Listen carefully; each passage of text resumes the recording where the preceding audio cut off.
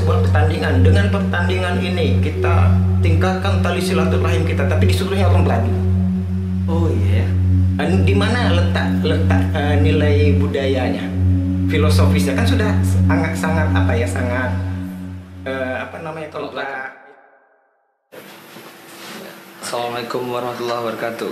Waalaikumsalam warahmatullahi wabarakatuh. Selamat datang Bang Wildo ya. Ya. Ini ahli silat kita dari Pasaman Barat nih. Gimana kabarnya Bang? Alhamdulillah baik, sehat. Ini selamat datang nih di studio Tuah Talamau. Tuah Talamau.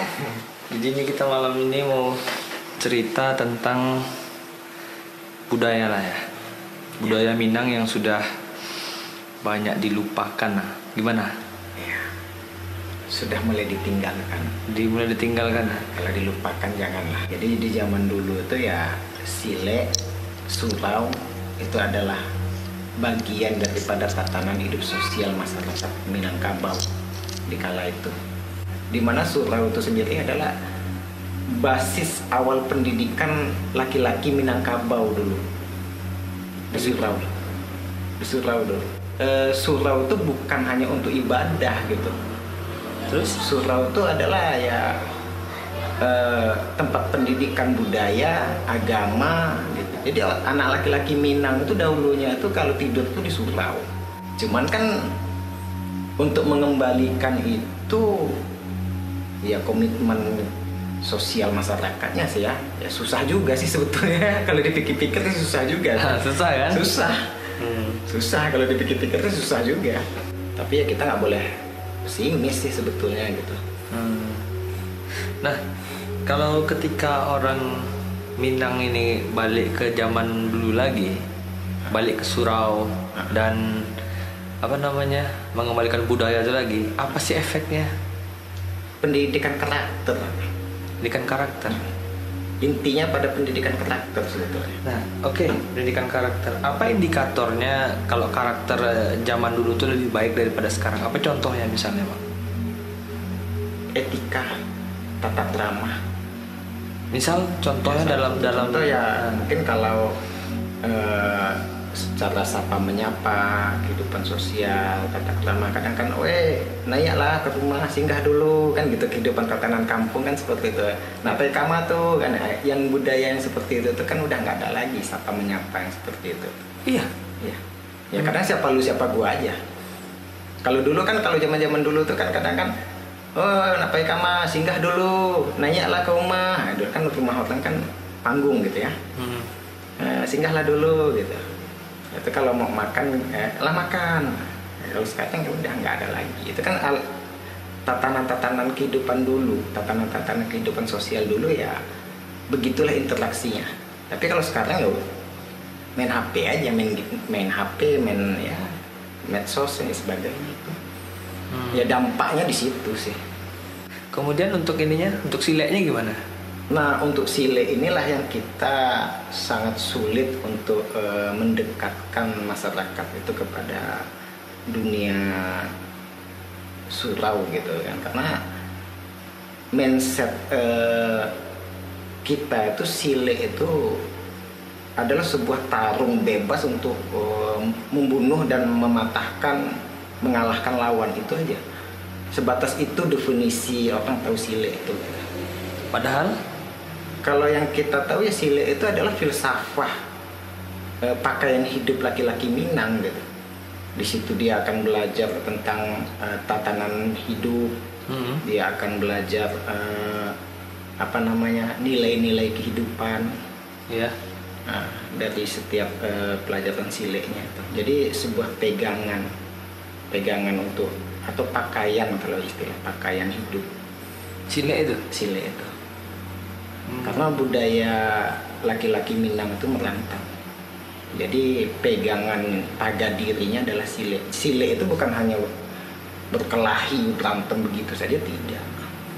Tidak hanya untuk membela diri dalam konteks batasan tarung saja, bukan itu. Ada juga istilah sile duduk. Sile duduk itu ya kayak kita ini kan bincang-bincang sile duduk. Jadi sile itu ada berapa macam sebenarnya? Sile itu cuma dua. Silik duduk, silik tagak itu di halaman. Silik duduk ya ini kita bincang-bincang berdiplomatik, tanya jawab itu silik. Itu silik duduk ya. Silik itu tanya jawab itu silik juga. Pantun memantun kan papitua, pepatah pepitih itu pun silik. Oh, jadi silik itu bukan yang tarung-tarung itu aja ya? Kalau hanya didefinisikan seperti itu ya cakupan silik itu sempit, sangat sempit sekali silik. Gitu ya. Cuman orang tahunya silik itu ya sebuah tarung yang untuk membunuh dan mematahkan lawan. Nah, itu aja tahunya. Kalau cuman hanya sebatas teknik di YouTube banyak, Mas Eko. Iya. Bisa dipelajari, mau teknik kungfunya, mau teknik mematahnya, itu di YouTube banyak.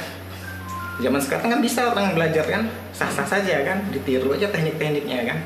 Tapi bagaimana untuk pemahaman filosofisnya ya orang nggak ngerti. Jadi katanya abang sudah mengajarkan silik untuk orang luar negeri juga ya? Wah kalau ngajarkan mungkin diskusi ya. Diskusi keilmuan mungkin ya. Tapi saya pernah tuh lihat foto-fotonya. Ya kita pun diskusi ya, mungkin itu salah satu upaya kita untuk mengenalkan silik ini sendiri ke luar negeri ya, seperti itu. Jadi maksudnya gini, kan itu kalau saya pernah ngeliat video-video abang itu, orang-orang luar itu kan kayaknya lebih antusias ya untuk belajar silik ini. Terus orang luar itu sangat tertarik lah, sangat mau dia belajar itu. Sementara kita sendiri kurang lah. Apa nanti budaya kita nggak diambil mereka itu? Justru sekarang sudah mulai arahnya ke sana. Karena maksudnya gimana itu? Ya, justru kita sendiri kita tidak mencintai silik itu sendiri. Kadang ada orang kita yang mau belajar silik yang ada cuma cemeh. Mengalu belajar model itu lah. Hebat apa lah kan itu. Karena mereka tidak menghargai budayanya sendiri dan tidak mau tahu dengan budayanya sendiri. Itu fenomena yang terjadi. Sementara di luar negeri itu orang menghargai nilai budaya itu sendiri gitu. Oh gitu ya. Iya. Keunikan bagi mereka itu daripada bela diri sendiri, silik ini adalah bela diri yang berbudaya. Maksudnya gimana itu? Di dalam silik Minang itu tidak ada istilah istilah silik Minang itu tidak dekat dengan sebuah pertandingan. Karena silik Minang itu sendiri nggak bisa dipertandingkan sesungguhnya gitu, atau dibuat olahraga seperti kayak Gipsi gitu kan, itu ya nggak karena tidak sesuai dengan filosofis silik itu sendiri gitu. Kenapa gitu? Salah satunya contoh gini, pituah silik Minang itu dilahi mencari batin, dilahi mencari Tuhan, mencari kawan, di batin mencari Tuhan. Lahirnya mencari kawan persaudaraan, batinnya mencari Tuhan, kan gitu. Jadi ada sebuah pertandingan, dengan pertandingan ini kita tingkatkan tali silaturahim kita, tapi disuruhnya orang beradu. Oh iya.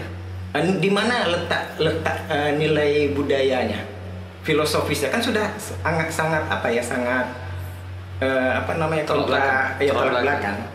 Itu salah satunya gitu kan. Kemudian filosofisnya lahi silik mencari kawan, batin silik mencari Tuhan. Sementara nanti kita bikin event pertandingan. Dalam pertandingan ini kita adakan silaturahim kita lebih kuat lagi. Tapi disuruhnya anak beradu. Habis itu nanti notabene menang dan kalah. Kalau udah menang dan kalah lebih banyak memupuk fanatisme ego. Jadi hanya membesarkan ego saja gitu. Nah sementara silik Minang itu sendiri tidak mengenal sebuah pertandingan, dan dia adalah bela diri yang dalam peradaban bela diri dia adalah bela diri yang sangat berbudaya, beretika. Sebab pertandingan itu kalau kita lihat sejarahnya kan itu kan kaum budak. Silik ini? Enggak, pertandingan bela diri yang diajukan itu kan kaum budak, masa gladiator waktu di Yunani dulu kan. Iya. Nah ya, lalu dipertandingkan, raja menonton. Iya. Sementara silet Minang bukan bela diri kaum Buddha, dia bela diri bangsawan. Nah di situ letak keunikan silet Minang. Bangsawan. Jadi dulu yang belajar tuh Bangsawan. Ya. Itu pendekar silet. Itu ketika zaman dulunya ya. Sebelum zaman Belanda lah ya. Iya. Gitu. Jadi tidak cocok, bukannya tidak bisa untuk masuk pertandingan, dan tidak cocok. Dan teknik-teknik dalam silet Minang itu dia lebih banyak mengunci, mematah gitu kan. Sementara dalam sebuah pertandingan IPSI gitu itu kan kalau namanya pertandingan kan ya ada aturan kan. Iya. Ini tidak boleh, begini tidak boleh kan gitu kan. Iya. Sementara kalau dalam silet Minang ya dia fleksibel. Berbicaranya konteksnya konteks bela diri murni, bukan berbicara bina prestasi olahraga gitu. Sesuai tadi dengan filosofisnya tadi kan gitu tadi. Jadi kalau di silet Minang silet ini bukan olahraga aja ya? Bukan. Dia di situ dia belajar tentang nilai-nilai tatanan kehidupan, menghargai nilai-nilai filosofisnya itu. Jadi ya dalam sih. Kalau cuman hanya silet itu hanya cuman pukul, tendang, kunci, hanya sebatas itu ya nggak usah kita memahami sangat luas lagi secara intelektual ya. Iya. Lihat aja di YouTube, habis itu tiru aja semuanya udah, tapi kan nggak paham. Oke, sekarang gini. Ini ada orang belajar silet. Ya, terus endingnya lah. Jadi tanda-tanda atau tanda-tanda atau indikator dia sukses belajar silet ini apa? Tidak ada puncak akhir dalam belajar silet. Oke. Tidak ada titik akhirnya. Nggak ada titik akhir. Tidak ada titik akhirnya. Jadi belajar sampai mati. Sampai mati. Oh, jadi silet ini filosofisnya tidak ada finishnya. Di silet itu ada nggak sih sabuk-sabuknya? Ya mungkin tuh perguruan silet-silet, maaf ya silet-silet perguruan IPSI ya mungkin yang pakai sabuk-sabuk kayak gitu ya. Tapi di silet Minang itu sendiri tidak memakai kategori sabuk. Dia cuma ada ya celana gelembong, baju kanebo. Oh, celana galembong ya? Habis itu nanti pakai sarung. Kenapa harus celana galembong? Jati diri silet Minang di celana gelembong. Bukannya tambah susah tuh pakai celana gelembong atau gimana? Di situ keunikan dari silet Minang. Di situ keunikannya. Kenapa? Dari gerak langkahnya tidak bisa dibaca. Karena celana galembong itu. Betul. Oh, menipu. Masa sih? Sangat menipu. Saya belum pernah sih ngelihat. Terus terang saya belum pernah melihat yang silet ini betul-betul silet kampung atau silet apalah namanya, silet tradisionalnya itu belum pernah saya ngelihat secara langsung ya. Belum pernah. Tapi kalau silet-silet yang untuk tanding sering. Ya, banyak. Ya, sering. Banyak sih. Gitu ya. Keunikannya tuh di situ. Celana gelembong itu adalah jati diri, identitas silet Minang itu sendiri gitu. Apalagi identitasnya selain galembong itu? Ya hanya celana gelembong itu sebuah identitasnya. Kalau ini apa? Deta gimana deta? Deta itu ya aksesorisnya saja, pelengkap dah. Kayak kan sarung itu pelengkap saja. Pelengkap. Iya. Kok topi ini? Nah, sini sama kayak topi kayak gini, ini topi pakih atau bulu kudo. Terus itu kalau senjatanya kerambit itu? Nah, kerambit itu tuh nilai filosofisnya ada. Kalau dalam silet itu ada nggak sih ini ilmu tenaga dalamnya gitu? Ilmu tenaga dalam sih, yang dimaksud ilmu tenaga dalam di situ ilmu batin. Iya. Ilmu batin itu ya ilmu rasa gitu ya, ilmunya ya ilmu Allah, ilmu mengenal Tuhan itu sebetulnya. Cuman kadang kan orang menyalahkan persepsinya ya ke hal-hal yang magic, yang sakti gitu kan, yang mistik gitu. Sebetulnya sih enggak. Sebetulnya enggak. Enggak. Itu gimana sebenarnya? Karena kan ini menjadi hal yang menarik juga untuk orang mau belajar. Kalau dulu mungkin itu sebuah daya tarik ya. Tapi kalau bagi kita sih itu bukan lagi daya tarik, karena hal-hal yang seperti itu perkembangan zaman ini orang udah banyak yang tahu. Toh pada akhirnya tukang sulap juga kayak sejenis Deddy Corbuzier juga pensiun kok. Iya.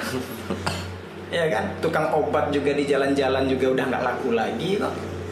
Kalau dulu kita bikin pakai baju silat atau baju karate gitu kan, kita atraksi mecahkan bata, mecahkan batu es dan sebagainya kan gitu ya. Iya, betul. Itu kan daya tarik supaya orang ingin masuk, wah kita punya kanuragan. Kalau di zaman sekarang ini ya nggak laku lagi kayak gitu tuh. Terus gimana cara menarik orangnya supaya belajar lagi? Justru kalau kita sih dengan gerakan intelektual, artinya dalam gerakan intelektual ini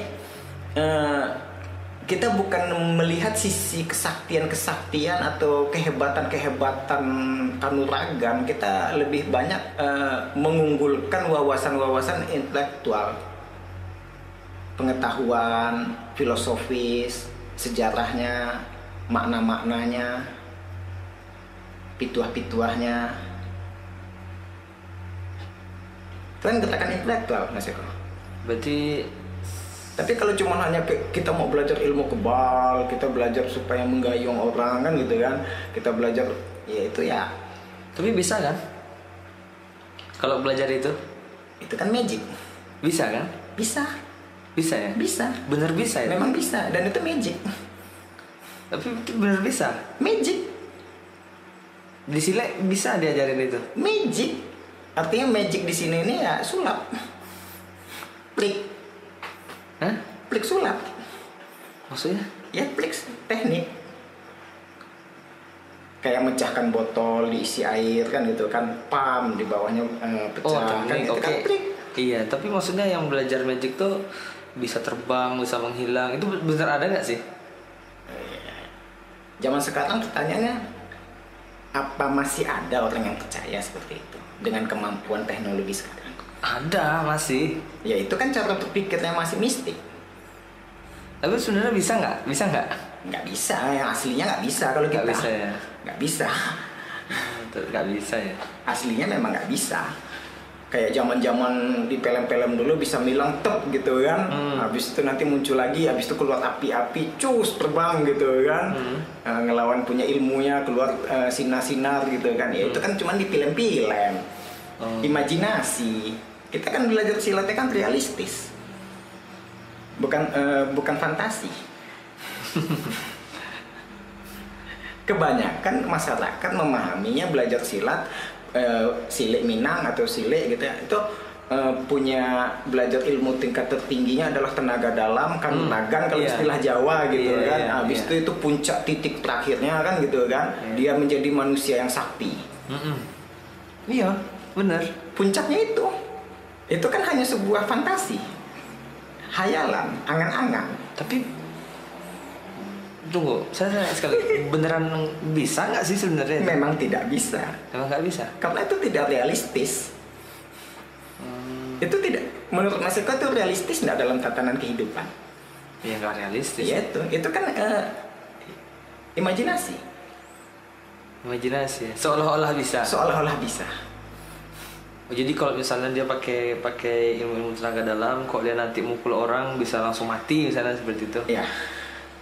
Ya itu kan seolah-olah bisa. Karena kita kan dari kecil dulu kan kita udah disajikan dengan tontonan film Bali Prima, Saur Sepuh, kan kesaktian orang dulu kan kayak gitu tuh ya. Itu kan hasil imajinasi aktor. Fakta sejarahnya seperti itu enggak? Saya pernah dengar sih ada yang bisa seperti itu gitu. Ada yang bisa seperti itu. Iya. Nah faktanya? Ya nggak tahu. Kan tidak bisa dibuktikan secara ilmiah. Kalau ini debus gimana? Debus. Trik. Iya. Trik ya? Iya. Kalau mau belajar debus nanti aku ajarin Mas Eko kayak mana. Berarti trik itu ya? Trik. Bukan karena dia punya ilmu ya? Bukan. Oke. Ya lagian juga kalau menurut pendapat kita ya Mas Eko ya, hal-hal yang kayak gitu disajikan oleh masyarakat itu pembodohan logika berpikir masyarakat. Kalau pendapat kita ya. Iya, iya. Karena di zaman sekarang itu udah nggak zamannya lagi kita menyajikan hal-hal yang bersifat kesaktian itu. Dilihat di YouTube kayak mana trik kayak gini-gini dibuka semua kok. Iya, iya. Kaum komentalis udah mulai ngebukanya kok. Deddy Corbuzier juga udah pensiun dia kok. Iya, iya.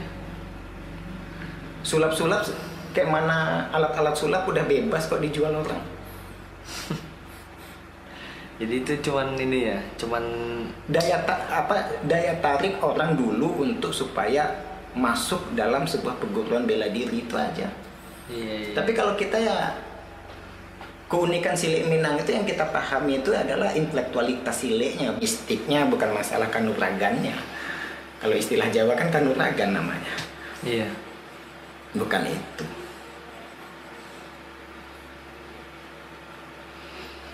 Itu kan hanya mitologi. Oke lah, ini kita udah 30 menit nih bang.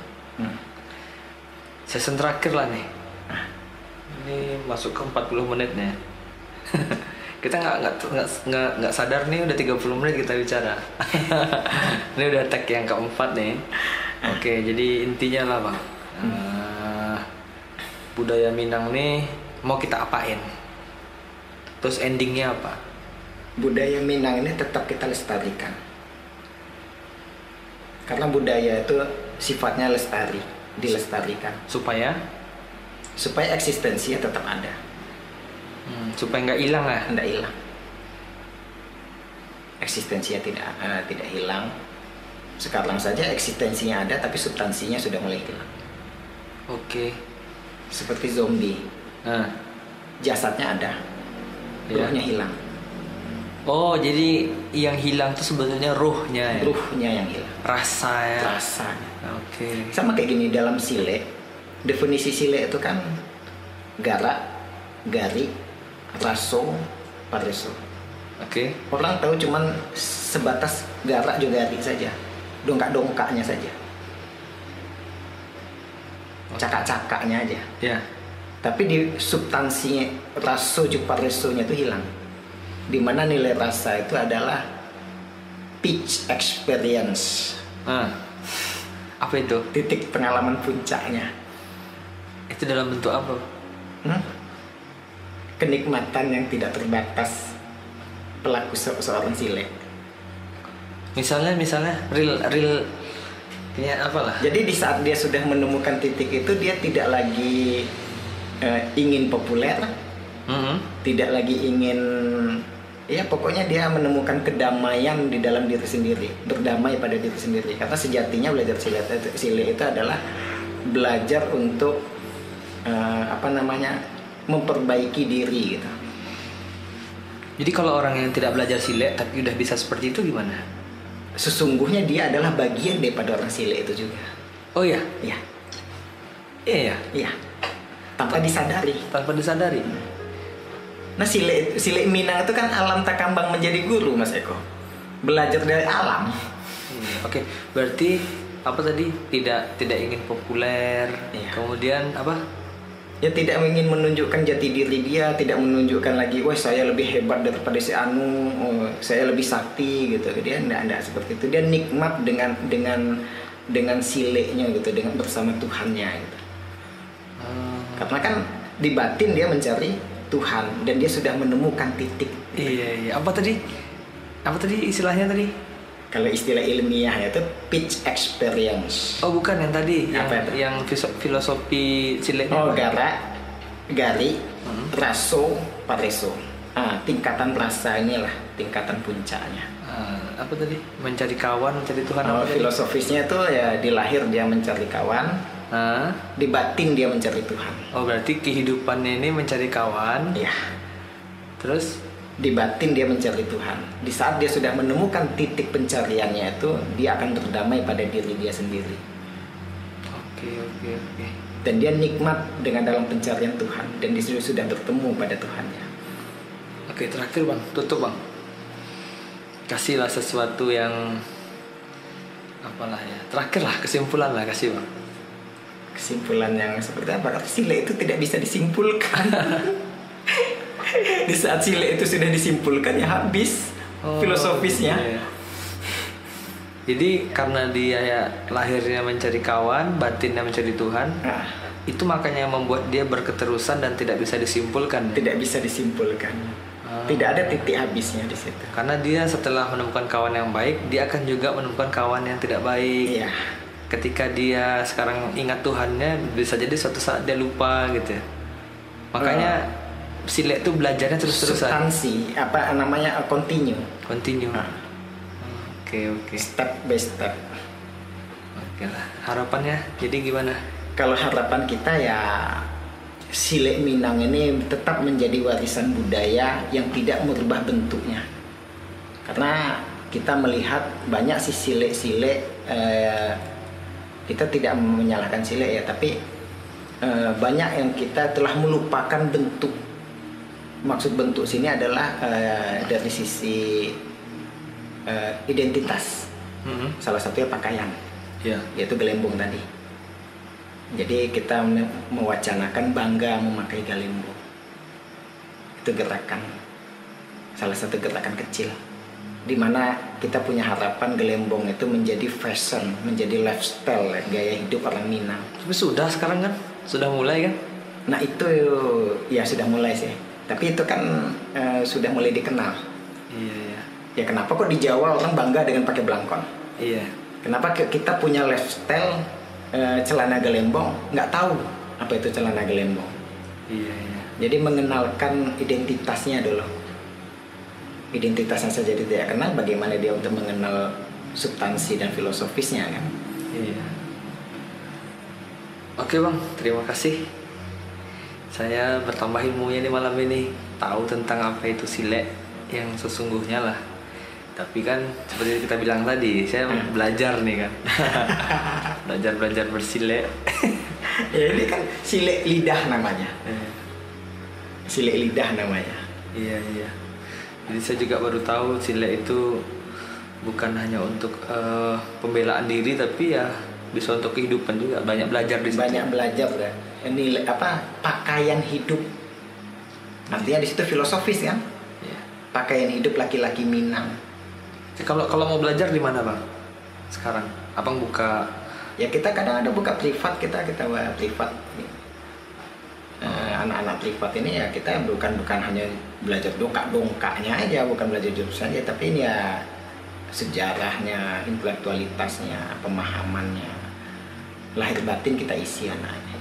Jadi di saat dia sudah mengerti, dia bukan hanya tahu jurus-jurus untuk kunci-kuncian aja, tapi dia punya wawasan yang lebih luas.